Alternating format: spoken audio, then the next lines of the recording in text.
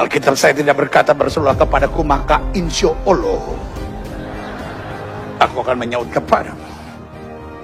Alkitab saya tidak berkata oleh bilur-bilur Kristus kita yang percaya insya Allah.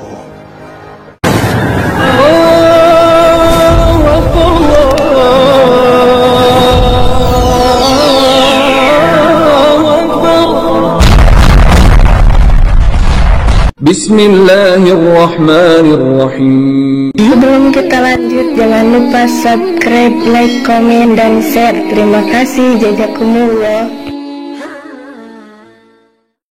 Bismillahirrahmanirrahim. Assalamualaikum warahmatullahi wabarakatuh. Sahabat kabar Islam, saudara ikhwan billah dimanapun anda berada, semoga tetap dalam lindungan Allah Subhanahu wa Ta'ala. Allah jaga iman Islam kita hingga ajal tiba, harapan wafat dalam keadaan husnul khatimah.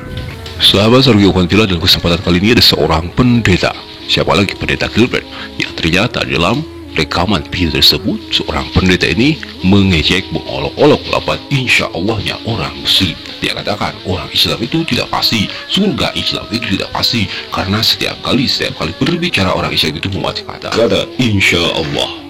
Nah, alhamdulillah, tetapi apa yang disampaikan oleh seorang pendeta Gilbert ini ternyata ditampol sendiri oleh Alkitabnya. Nah, bagaimana olok-olokan dari seorang pendeta Gilbert terhadap insya Allahnya orang Islam? Silakan simak. God is not an insya Allah God. Alkitab tidak berkata walaupun dosamu merah seperti karbisi, insya Allah akan diputihkan putih seperti salju.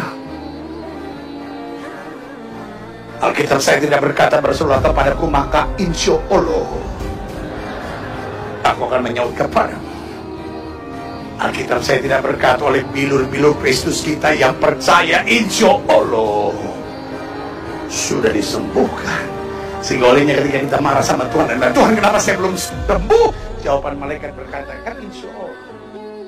Nah, saudara Alhamdulillah, ada sebuah cuplikan video dari seorang pendeta ya di hadapan jemaatnya.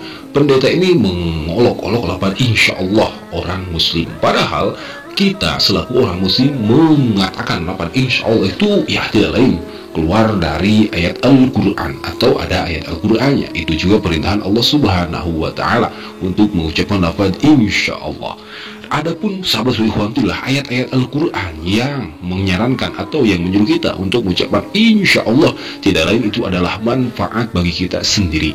Karena apa? Karena setiap yang kita lakukan itu tak lepas dari kehendaknya Allah Subhanahu wa Ta'ala. Bukan tidak kepastian, tetapi itu hanya agar orang-orang muslim, orang-orang mukmin tidak menyombongkan diri, tidak menunjukkan adanya kesombongan di dalam diri mereka. Adapun ayat Al-Quran yang menyebutkan atau menyarankan atau yang menyuruh orang muslim untuk mengucapkan lafaz insya Allah, di antaranya yaitu ada surah Al-Kahfi ayat 69 ya. Bismillahirrahmanirrahim. Qala satajiduni insyaallahu sabiran wala a'si laka amra.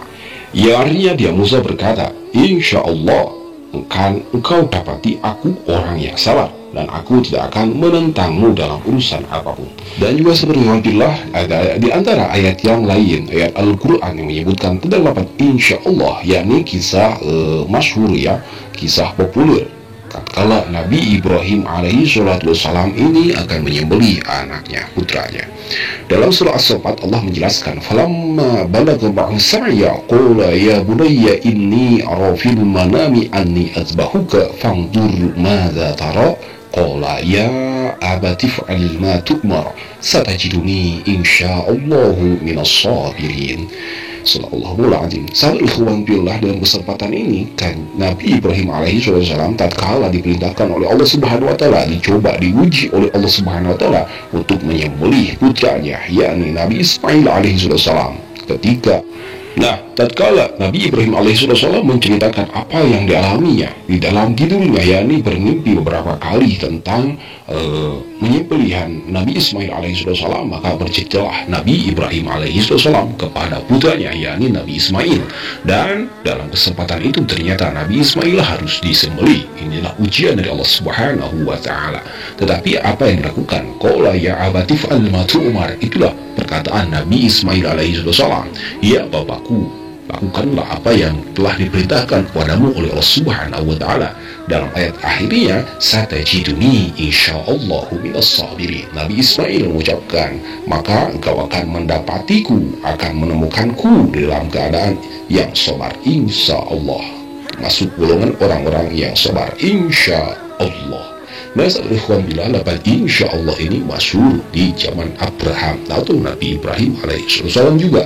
Tetapi kenapa zaman sekarang para pendeta atau bani-bani oten tetangga sebelah selalu mempermasalahkan lapan insya Allah? Kita bisa melihat dari kitab mereka sendiri. Apakah ini kitab mereka? Ya, inilah kitab mereka. Kita bisa melihatnya di dalam Bible terjemahan tahun 1954 pasal 4 ayat 15, melainkan patutlah kamu berkata insya Allah kita akan hidup membuat ini atau itu.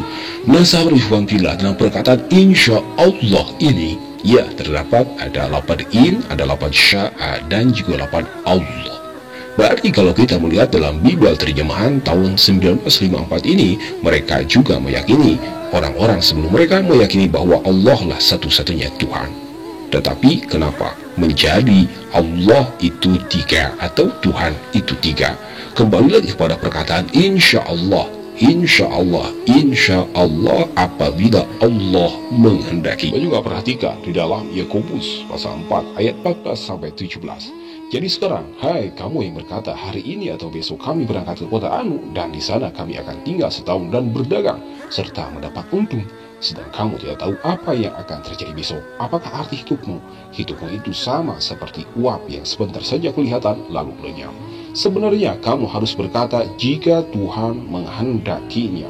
Nah, sahabat ikhwatilah, dalam konteks yang kita lingkari ini, jika Tuhan menghendakinya itu apa diberikan atau dilogatkan ke dalam bahasa Arab, itu menjadi insya Allah apabila Allah menghendakinya. Bukankah ini sama saja dengan perkataan orang-orang Muslim? Jadi sangat jelas apa yang dikatakan oleh seorang pendeta Gilbert ini, seakan-akan dia itu bodoh akan kitabnya sendiri, seakan-akan tidak paham akan kitabnya sendiri, dan tidak tahu tentang bahasa Arab, dan tidak tahu tentang kerendahan diri, kerendahan hati, yakni yang mengajarkan kita agar tidak berperilaku sombong dan selalu mengingat bahwa ada yang mempunyai kodo dan kodar, ada yang mempunyai kudrat irodat, yakni siapa lagi kalau bukan Allah Subhanahu wa Ta'ala. Nah, sahabat ikhwanillah, itulah sebuah cuplikan video dari seorang pendeta yang saya kira emang go belok. Itulah apa yang disampaikan oleh seorang pendeta ini untuk mengolok-olok kata insya Allah miliknya orang Muslim, orang Islam katanya, tetapi itu hanya mengolok-olok dan merendahkan dan menghinakan diri sendiri dengan menunjukkan kebodohan akan kitabnya sendiri, akan bahasa ini sendiri. Nah, sahabat ikhwanillah, mungkin hanya itu yang bisa kita simak dalam kesempatan kali ini. Semoga bermanfaat. Bukan maksud kami untuk mengomentari, menanggapi begitu saja apa yang disampaikan oleh pendeta ini, tetapi karena dia membawa nama-nama Islam, membawa agama Islam, membawa penyebutan-penyebutan di dalam agama Islam, maka patutlah kami untuk mencoba meluruskan dan menanggapinya. Hadanallah wa iyyakum ajmain. Semoga Allah ridho kepada kita semua. Wassalamualaikum warahmatullahi taala wabarakatuh.